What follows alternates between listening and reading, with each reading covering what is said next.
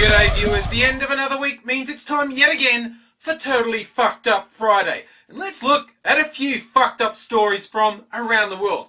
Starting in Wisconsin, where a woman was arrested by police for hitting passers-by with a blowgun from her car. When she was arrested by the cops, they found in the car a blowgun, a slingshot, and a bucket of rocks.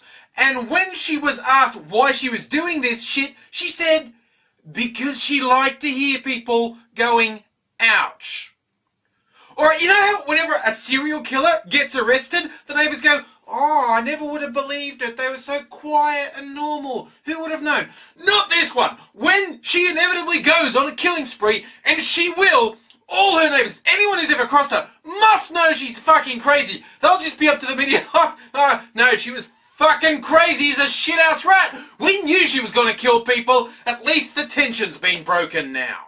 Let's go to Australia now for something slightly less violent but no less fucked up, where customs have decided to quietly add a condition to entry to Australia. They always ask, are you carrying contraband or drugs or things like that? Now they ask, do you have any porn in your possession?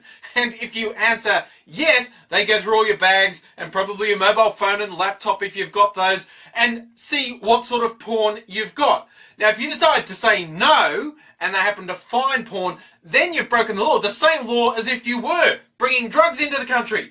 And this, by the way, this has not been debated. This has not gone through Parliament. This has not had any public feedback. They just said, oh, this is just tiny. No one will care about this. And now you've got the fucking porn police accosting you when you come into Australia.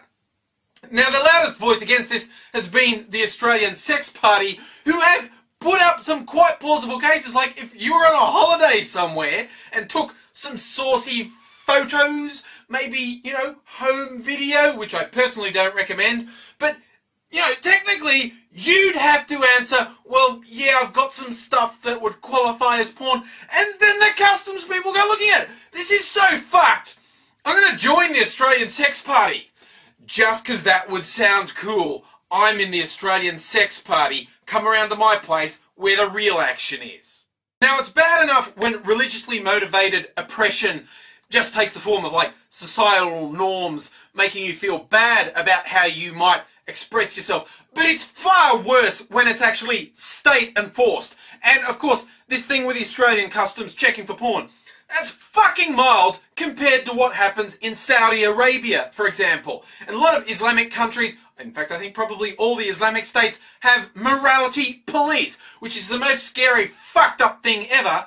And there was a recent story in Saudi Arabia that both cheered me up, made me feel elated even, and also depressed the hell out of me. What happened is the morality police went up and hassled a 20-something couple, male and female, just to check they were married, because unmarried people aren't allowed to fraternise publicly under Saudi law. And so the fuckwits in the morality cops could have arrested them, put them to jail just for being together. Now, for reasons that aren't clear, the man lost consciousness. Was the woman a shrieking violet, this oppressed, scared Islamic woman?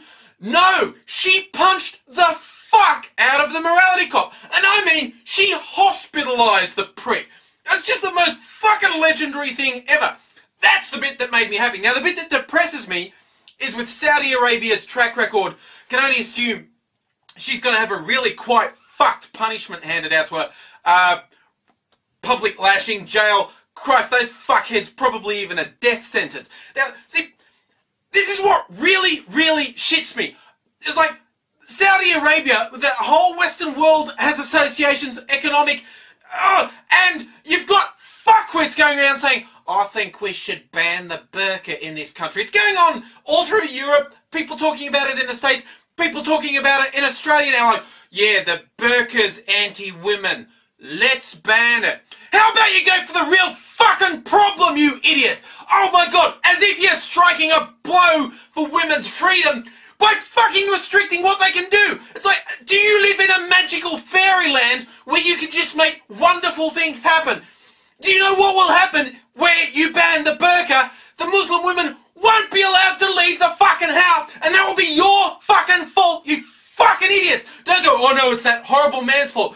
Deal with the fucking horrible man and find a way to, bring progress in. If you say you can't wear the burqa publicly, the women aren't going to go in public without the burqa.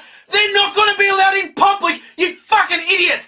And anyone who fucking says they want to ban the burqa because they're supporting women's rights, fuck you if you drive a car, okay? Simple as that. Oh, why do we still have relations with Saudi Arabia when they're such a bunch of fuckheads?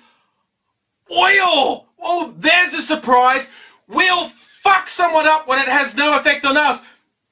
But actually taking a stand that would count, but would actually hurt us by making petrol and oil cost more. I know, we don't want personal inconvenience. We'd like to do something that's just posturing and typical fucking Muslim hating, but actually taking a stand against someone who should be stood up to.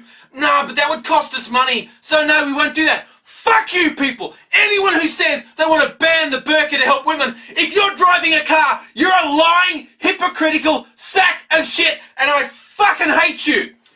Plus, there is this one fucking moron doing it in Australia saying, oh, we should ban the burqa.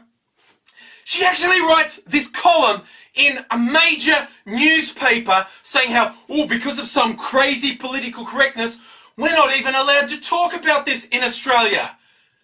She says that in a column in a major fucking newspaper.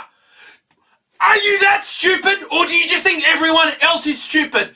You're using a major fucking media outlet to blather on about something you say you're not allowed to talk about. What the fuck is up with this, people? This is what shits me. If it was really people taking concrete steps to protect and support Muslim women, I'd be 100% behind it. But it fucking isn't. It's just bashing on a minority group. And there's all the, oh, everyone's too scared to pick on Muslims. Not from what I see in the fucking media it is. I mean, Jesus Christ, like I said, I fucking hate the Saudi state, the Iranian morality police. That's all bloody unforgivable bullshit. And yes, I'm gonna fucking take part and draw Muhammad Day too. Because saying you can't draw the Prophet Muhammad, that's fucking ridiculous. I'm gonna have a whole different rant on that. But also at the same time, like there was a recent story with one of the cartoonists from, here it goes, Denmark, wasn't it? Oh my god, read some fucking stories before you do this rant. But anyway, cartoonist being attacked by Muslim whack jobs for his, Muhammad cartoons. That gets hyper coverage on the same fucking day that happened. A mosque was firebombed in Florida. Did you read that story? No, you fucking didn't, did you? Because that doesn't count.